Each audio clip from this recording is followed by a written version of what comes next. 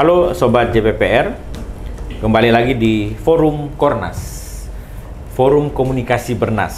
Kita akan mendengarkan gagasan, pikiran yang berisi, bernas ya kan, dari narasumber kita. Kembali lagi kita bersama, siapa lagi kalau bukan Bang Ical Supriyadi, Sekretaris Jenderal Asia Demokrasi Network.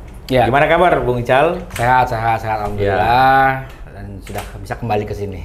Ya. Kita mau bincang soal, sekarang kan rame ya. Ada pendapat soal demokrasi kita ini mahal. Ya kan, makanya misalnya apakah mahalnya misalnya karena money politik yang vulgar, ada yang bilang brutal, ada juga yang bilang kasar ya kan, dan banyak problem-problem dalam pemilu maupun pilkada kita yang mungkin berbiaya mahal. Nah, menurut Bang Ical gimana? Dan sekarang bahkan agendanya misalnya dalam konteks pilkada, dari pilkada langsung mau dibikin tidak langsung aja dari DPRD yang milih gubernur, bupati, wali kota atau kepala daerah, supaya menjawab yang barangkali mahal tadi ya kan. Ya. Pandangan Bung Ical gimana? Terima kasih Bung Rembo. Aduh, saya merasa tersanjung lagi nih bisa ada di sini kan. Ya. Dan mulai langsung ngegas nih gitu. Ya, kita manfaatkan waktu ini supaya memang kita bernas ya kan. Iya. Jadi nggak perlu banyak basa-basi lagi. Jadi kebetulan saya kan belakangan ini hampir 20 tahun terakhir saya memang bergerak pada demokrasi di kawasan di Asia. Jadi salah satu bahan research atau intervensi apa sih yang bisa dikatakan pegiat demokrasi di Asia juga salah satu Indonesia. Ya banyaklah sebabnya karena memang populasi, sejarah demokrasi dan sebagainya. Bagi saya mungkin saya akan mulai dari gini, Bung. Bahwa langsung tidak langsung itu pilihan. Boleh. Nah, itu di garis bawahi dulu. Ya. Pastinya dulu pada tahun berapa tuh pada awalnya pilkada langsung, kalau nggak salah tahun 2006 kan? Saya ingat pertama kali 2005. Yes, 2005. Karena memang saya hari itu pertama kali masuk itu memantau langsung itu pilkada di Aceh. Ya. Mungkin kalau seingat saya pertama diundangkan 2005, tapi pilkada pertama dilaksanakan di Aceh. Enggak. Atau di mana? 2005 itu atau Kutai, pilkada, termasuk Sulawesi Utara, Kutai Kartanegara pertama. Kutai, ya. 2005. Nah. Undang-undangnya 2004. Jadi umur pilkada langsung 2003, itu ya. kalau kita hitung berarti sudah berapa tuh? 18 tahun. Yes. Berarti sudah 3 kali, hampir 5 kali, hampir 4 kali. 19 tahun. 19 tahun. Artinya kita sudah mencoba barang itu kan. Harusnya dalam usia 20 tahun sudah semakin matang. Memang kalau kita lihat atau kita bandingkan dengan praktek-praktek pemilihan kepala daerah di negara-negara lainnya, memang Indonesia sangat unik. Mungkin Indonesia termasuk salah satunya negara demokrasi terbesar yang mempraktekkan pemilihan kepala daerah tingkat gubernur provinsi ya, atau tingkat kabupaten kota yaitu bupati dan wali kota itu langsung. Kalau saya ingat-ingat nggak banyak prakteknya di Asia. Hanya ada beberapa negara, bahkan beberapa negara menggunakan hibrid. Ada yang ditunjuk, ada juga yang langsung. Nah, yang menjadi berdasarkan hal tersebut, maka saya sangat kaget ketika sudah ada opini ini mau dikembalikan kepada langsung, gitu kan. Ya dari anatominya sendiri ya banyaklah pasti argumentasi yang selama ini kita dengar argumentasinya itu mahal. Maka itulah yang sebenarnya langsung membangkitkan pertanyaan-pertanyaan publik, saya yakin. Apakah iya? Dan kalau iya, faktor apa yang membuat mahal? Jadi banyak nih pertanyaan-pertanyaan yang sebenarnya harus kita cari jawabannya gitu kan. Pasti ada sebabnya. Apakah karena panjangnya prosesnya, peliknya dan lain sebagainya. Tapi bagi saya termasuk penganut demokrasi yang sangat mendukung partisipasi langsung dari masyarakat. Ya. Dan kalau dilihat dari pemilihan itu kan memang semangatnya di sana, bahwa rakyat apa ya namanya ya, langsung berpartisipasi. Kita kalau di Indonesia kita punya langsung yang namanya pilpres. Lalu kedua adalah pilkada. Nah, sebenarnya bagi saya pilkada dan pilpres sama value-nya. Yang satu menentukan pemimpin negara, yang satu menentukan pemimpin di tingkat daerah. Itu langsung yang dimiliki, yang dekat dengan mereka langsung dan langsung berpengaruh terhadap atau berdampak terhadap kehidupan sehari-hari. Jadi bagi saya itu perlu dikaji serius itu. Apakah jangan-jangan birokrasi pemilunya yang mahal? Iya. Atau jangan-jangan karena biaya politiknya dengan money politik, beli dukungan partai, terusnya pembiayaan-pembiayaan lainnya gitu kan. Kalau itu alasannya, berarti memang setelah 4-5 kali pilkada selama 19 tahun tadi yang kita katakan, bahwa memang tidak ada pengembangan khusus. Yang saya maksudkan begini, seharusnya begitu ada sistem baru, maka diikuti dengan treatment yang lainnya. Ya. Nah, gitu kan?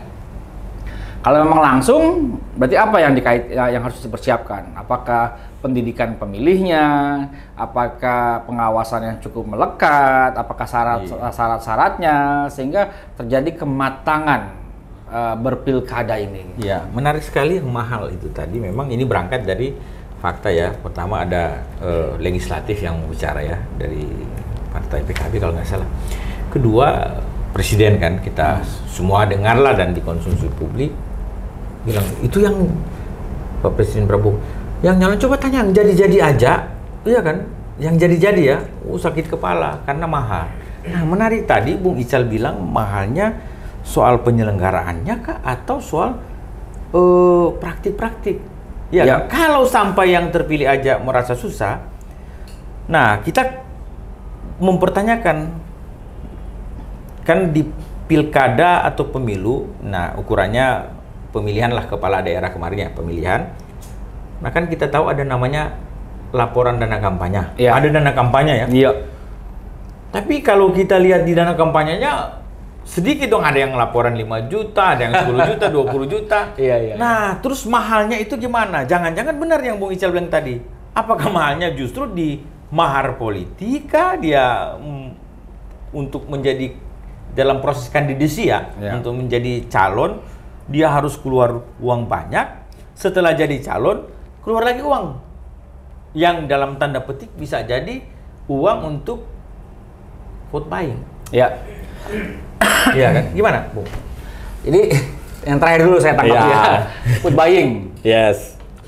Selama ini hampir 20 tahun terakhir ya, mungkin 24 tahun terakhir setelah reformasi 99. Yes. Setiap pilkada terlalu tergaung. Money politik, tapi tanpa ada yang namanya solusi ampuh, tanpa ada yang namanya treatment yang sebenarnya cukup efektif untuk mengurangi, menstop yang sebenarnya yang lebih penting lagi adalah korelasi antara duit dengan referensi pemilih masyarakat. Iya. Ini jelas dua benda yang berbeda. Yang saya lihat money politik itu tidak akan pernah hilang. Tidak akan pernah hilang. Saya memantau, melihat, memperhatikan, meriset. Money politik dalam konteks vote buying ya? Vote buying. Ya, karena money politik banyak sebenarnya. Uang itu yang dikasih ke masyarakat, dan masyarakat berdasarkan uang tersebut memilih, berdasarkan pesanannya. Tapi sekarang masyarakat itu pintar. Mau dikasih berapa aja, dia sudah punya pikiran sendiri, dia sudah punya referensi sendiri. Paling yang memilih itu adalah, yang memilih berdasarkan yang memberi uang, itu pasti ada treatment lainnya. Misalnya kedekatan dengan aparat desa, kedekatan dengan Pak RT, RW, dan seterusnya. Maka dia ada ikatan di situ. Maka modus food buying itu banyak gitu. Jadi saya tidak mau mengambil pusing soal food buying itu sendiri. Itu akan PR yang akan terus berlanjut. Karena selagi masih ada orang miskin, tidak bisa beli beras, tidak bisa beli lauk pauk, itu pasti akan diterimanya. Itu sudah logika sederhana dan logika umum. Yes. Yang saya ingin katakan adalah bagaimana terus memajukan pengetahuan masyarakat, semakin pintar, dikasih uang berapapun juga ya terima saja. Pilihan cuma saya dengan Tuhan yang tahu toh. Itu pertama.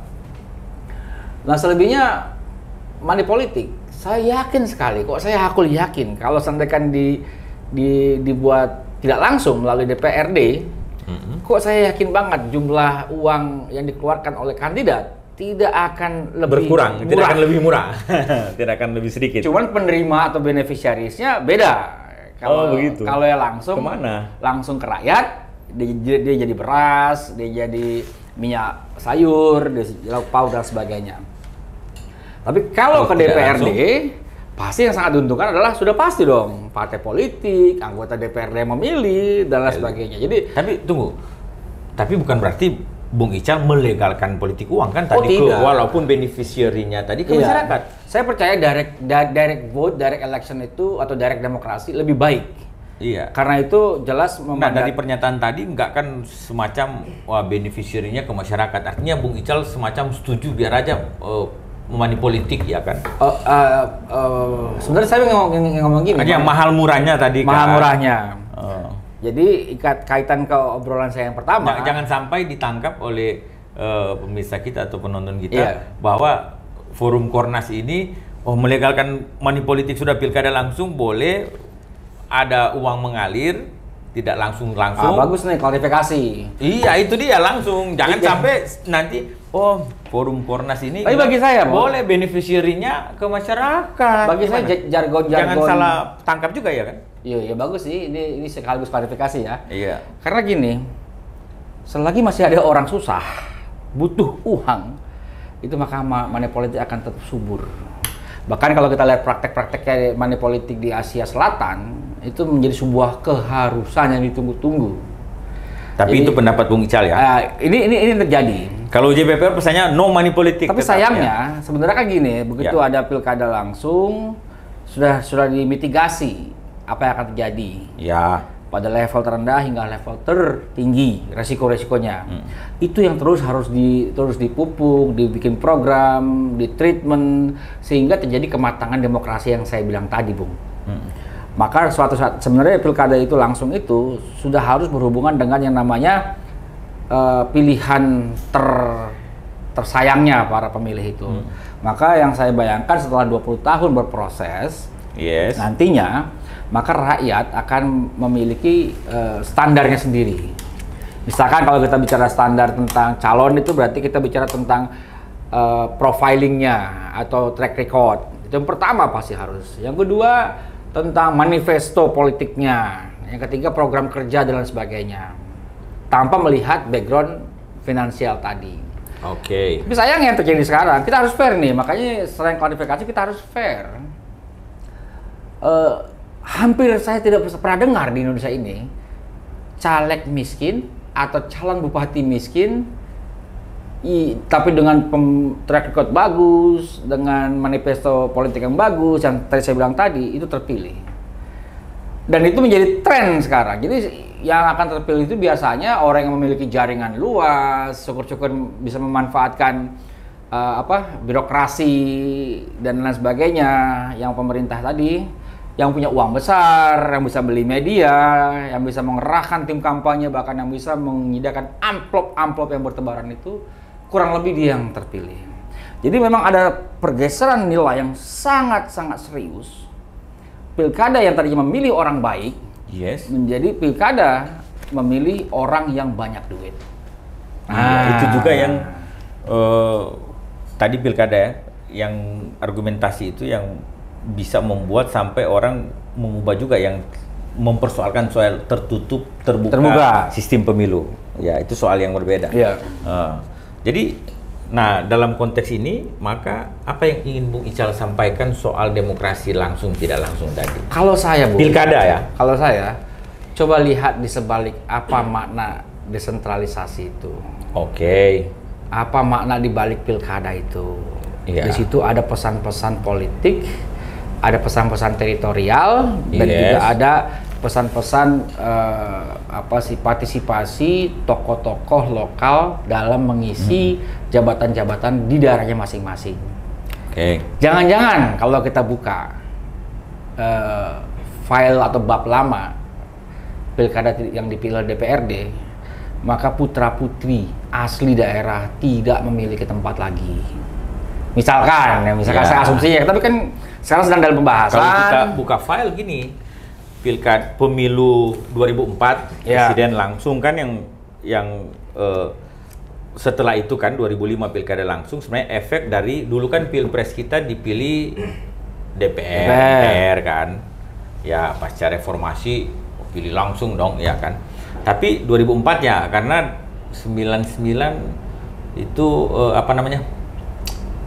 pemilu, tapi presidennya tetap MPR DPR, melahirkan Abdurrahman Wahid sama Megawati kan, kemudian PAW lah katakan lebih itu, jadi wapresnya. Nah 2004 itu pemilu presiden langsung directly ya kan, dipilih, memang semangatnya lagi bukan perwakilan, directly dari rakyat ya kan, memilih presiden. Nah 2005 itu diikuti dengan pilkada langsung yang pertama, walaupun tidak serentak waktu itu.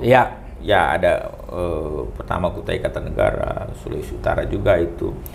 Nah artinya semangatnya pasca reformasi, iya kan, kepala daerah kita memang sudah dipilih langsung. Tapi ini sejarah memorinya 2014 ada Undang-Undang 22 dan 23 2024 itu yang secara itu mengatur pilkadanya dipilih DPR, tapi langsung gejolak di masyarakat kan, muncullah Perpu.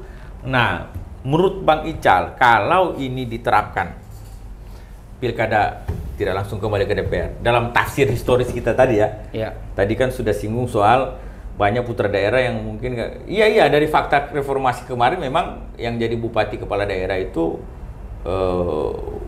menutup ruang-ruang masyarakat lah, yang seperti Bung Ical, mungkin saya atau siapa aja. Gimana? Dalam teori umum memang ya itu yang terjadi. Ada teori hukum, teori segala macam, sentralisasi, ngikut ini, ngikut itu. Tapi bagi dalam kalau orang lapangan, saya kebetulan orang lapangan juga.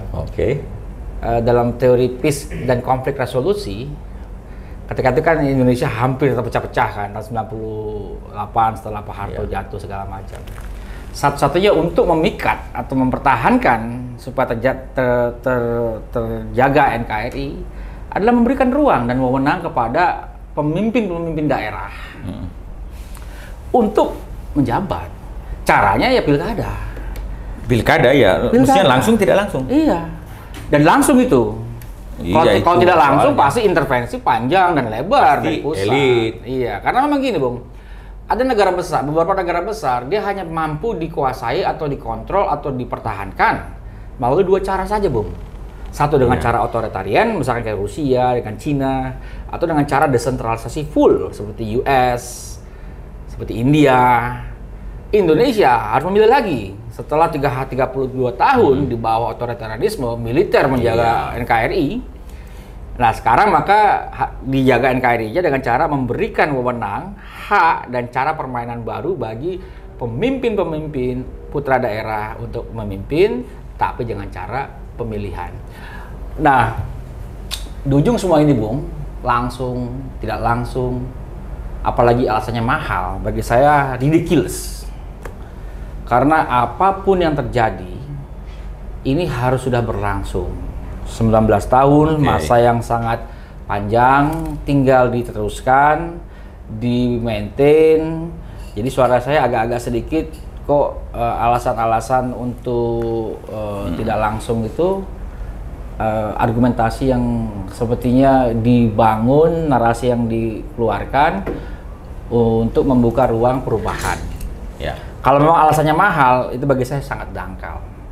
Karena hanya melalui pilkada, pemilu, ruang terbuka bagi partisipasi masyarakat, maka stabilisasi, peace, dan konflik resolusi akan terjaga. Saya bayangkan kalau terus-terusan dirubah nantinya, itu akan membuat setting yang berbeda. Satu, demokrasinya akan mundur. Demokrasi mundur.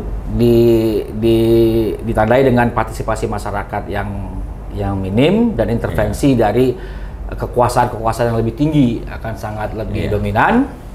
Yang kedua, akan munculnya konflik-konflik baru. Nah, kalau konflik-konflik baru itu terjadi, pasti ada pendekatan security. Ya, pasti kan keamanan dan sebagainya. Oke. Nah, ketika itu terjadi, apalagi nanti ujung-ujungnya yang kita khawatirkan berpengaruh terhadap keutuhan, stabilisasi nasional, ekonomi dan sebagainya. Tapi yang ingin saya garis bawahi gini, Bung.